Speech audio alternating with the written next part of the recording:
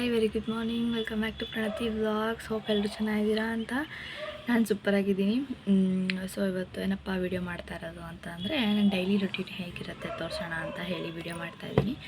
So ನನಗೂ ಗೊತ್ತಿಲ್ಲ ದಿನ ಹೇಗಿರುತ್ತೆ ಅಂತ. ಸೊ ಆ್ಯಸ್ ಯೂಶ್ವಲ್ ನನ್ನ ರೊಟೀನ್ ಏನಿರುತ್ತೆ ಅದು ತೋರಿಸೋಣ ಅಂತ ಸೊ ವ್ಲಾಗ್ ಸ್ಟಾರ್ಟ್ ಮಾಡಿದ್ದೀನಿ. And let's get this vlog started. Actually ಇವತ್ತು ಮಾರ್ನಿಂಗ್ ಬೇಗ ಎದ್ದಿದ್ದೀನಿ. ಐ ಥಿಂಕ್ ಒಂದು 6:30, 7 o'clock ಎಲ್ಲ ಎದ್ಬಿಟ್ಟಿದ್ದೀನಿ. ಸೊ ಎದ್ದು ಫ್ರೆಶ್ ಅಪ್ ಆಗಿ ಆ್ಯಂಡ್ ಕಾಫಿ ಕೂಡ ಆಗೋಗಿದೆ ನಂದು. So coffee ಕೊಡ್ತಿದ್ದೀನಿ. ಆ್ಯಂಡ್ ನನ್ನ ಮಗಳು ಎದ್ದಿದ್ದಾಳೆ. ಸೊ ನನ್ನ ಮಗಳಿಗೆ ಸದ್ಯಕ್ಕೆ ಆಡ್ತಾ ಇದ್ದಾಳೆ.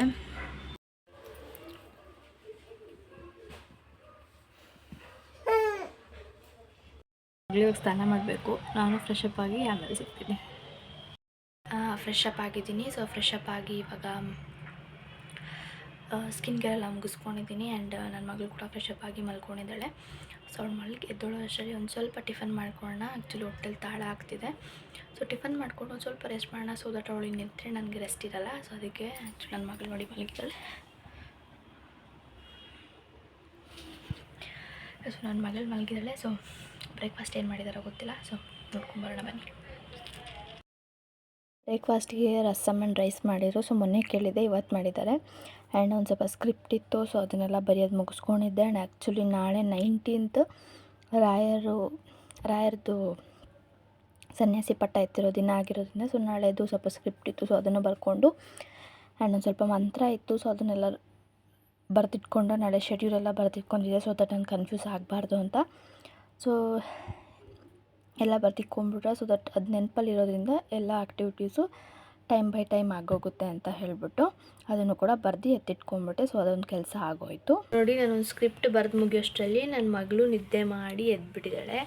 ಸೊ ಇವತ್ತು ತುಂಬ ಬೇಗನೆ ಎದ್ದಿದ್ದಾಳೆ. ಮತ್ತೆ ಯಾವಾಗ ಮಲಗ್ತಾಳೋ ಗೊತ್ತಿಲ್ಲ. ಸೊ ಅಲ್ಲಿವರೆಗೂ ನನಗೆ ರೆಸ್ಟ್ ಇಲ್ಲ. ನನ್ನ ಮಗಳು ನಂಗೆ ರೆಸ್ಟ್ ಕೊಡಬಾರ್ದು ಅಂತ ಡಿಸೈಡ್ ಆಗಿಬಿಟ್ಟಿದ್ದಾಳೆ ಅಲ್ವಾ? ರೆಸ್ಟ್ ಕೊಡಬಾರ್ದು ಅಂತ ಡಿಸೈಡ್ ಆಗಿಬಿಟ್ಟಿದ್ಯಾ? ಬಂಗಾರಿ ನೀನು. ಹಾಯ್ ಹೇಳು, ಹಾಯ್ ಹೇಳಮ್ಮ ಎಲ್ಲರಿಗೂ. ಹಾಯ್ ಹಾಯ್ ಮಾಡು.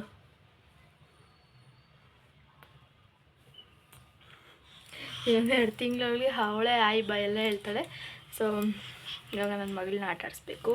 ಅವಳು ಯಾವ್ಯಾವ ಥರ ಆಟ ಆಡ್ತಾಳೆ, ಏನೇನು ಮಾಡ್ತಾಳೆ ಅಂತ ಕೂಡ ತೋರಿಸ್ತೀನಿ ಬನ್ನಿ.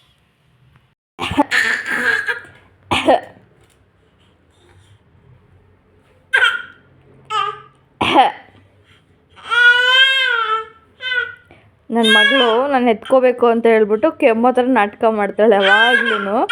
ಸೊ ಅದಕ್ಕೆ ಅವಳು ಇಮಿಟೇಟ್ ಮಾಡ್ತಾಯಿದ್ದೆ ಈಗ. ಅದಕ್ಕೆ ಅಳ್ತಾ ಇದ್ದಾಳೆ ಅವಳು. ಆ್ಯಂಡ್ ಇವತ್ತು ಲಂಚ್ಗೆ ಅಮ್ಮ ಮಸಪ್ ಸಾರು ಮತ್ತು ಅನ್ನ ಮಾಡಿದರು. ಬೆಳಗ್ಗೆ ಎದ್ದಿದ್ದು ಇನ್ನೂ ಆಟ ಆಡ್ತಾನೆ ಇದ್ದಾಳೆ. ಮೀಶೋದ ಕವರ್ ಪಾರ್ಸಲ್ ಬಂದಿತ್ತು. ಆ ಪಾರ್ಸಲ್ ಕವರ್ನ ಇಟ್ಕೊಂಡು ಆಟ ಆಡ್ತಾನೆ ಇದ್ದಾಳೆ ಇನ್ನು.